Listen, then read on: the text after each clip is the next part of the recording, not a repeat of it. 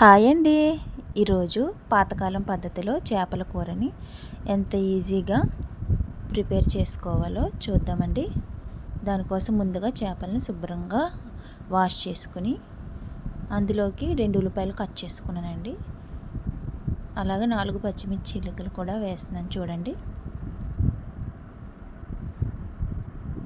తర్వాత కొంచెం పసుపు కూడా తీసుకుంటున్నానండి. ఇదేంటంటే ముందు కలిపి పెట్టుకోవాలండి. అన్నీ తగినంత ఉప్పు కూడా కళ్ళుప్పు వేస్తున్నానండి.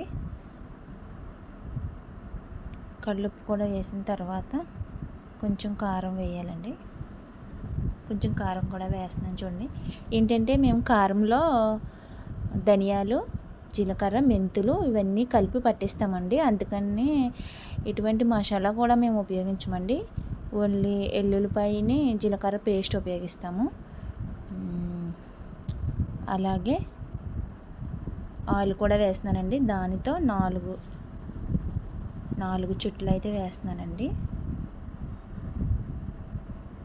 బాగా కలుపుకుంటున్నాను. ఎందుకంటే కొంచెం ఎక్కువే వేసుకోవాలి. చేపల కూరలో నీచు స్మెల్ వస్తుంది కదండి. ఉప్పు కారం అంతా ముక్కలకు పట్టే విధంగా బాగా కలిపి ఈ విధంగా కలపాలండి. తర్వాత కొంచెం వాటర్ తీసుకోవాలండి. మొత్తం స్ప్రెడ్ చేయాలి. ఈ విధంగా చేతులతో అనాలండి. చూడండి, ఈ విధంగా ఇప్పుడే చేపల కూర ఉడికిపోయినట్టు ఉంది కదండి. తర్వాత కొంచెం కొత్తిమీర వేయాలండి. కొత్తిమీర కూడా వేసుకుని మూత పెట్టుకుని గ్యాస్ వెలిగించుకుని ఇంకా బాండి పెట్టేసుకోవాలండి.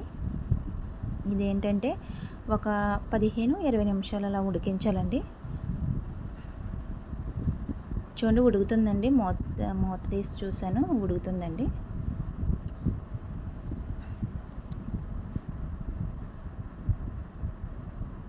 చూడండి, ఈ విధంగా కొంచెంసేపు ఉడికిందండి. కొంచెం సేపు ఉడికిన తర్వాత చింతపండు రసం వేస్తున్నానండి. చింతపండు నానబెట్టుకున్నాను. ముందే చింతపండు వేసేస్తే ఉడకవండి ముక్కలు. అందుకని కొంచెం సేపు ఉడికిన తర్వాత చింతపండు రసం వేసుకోవాలి. చూడండి, చింతపండు రసం కూడా వేస్తున్నానండి. తర్వాత చేతులతో ఇలా తిప్పాలండి. నేను ఎక్కడా గరిటె ఉపయోగించట్లేదండి, చూస్తున్నారా? ఎందుకంటే గరిటె ఉపయోగిస్తే పీసులు విడిపోతాయండి. అందుకని చూడండి, కొంచెం సేపు అయిన తర్వాత ఈ విధంగా ఉడుకుతుంది చూడండి.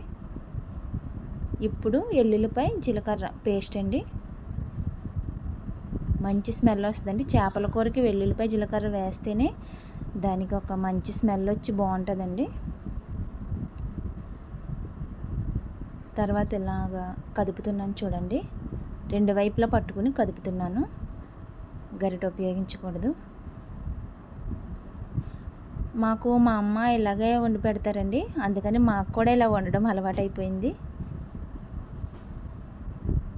బాగుంటుందండి ఇలాగా.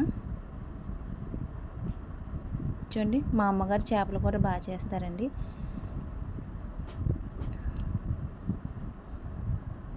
చూడండి, ఉడుకుతుందండి. అల్లం వెల్లుల్లి పేస్ట్ వేసి కొంచెం వాటర్ వేసాను కదండి. తర్వాత కలుపుతున్నానండి. కొంచెం ఒక్క 5 మినిట్స్ ఉడికిన తర్వాత చూడండి, ఈ విధంగా ఉన్న తర్వాత కొత్తిమీర వేసుకొని దించేసుకోవడమేనండి. చాలా టేస్టీగా ఉంటుందండి. మీరు కూడా ఈ పద్ధతిలో వండండి, చాలా బాగుంటుంది.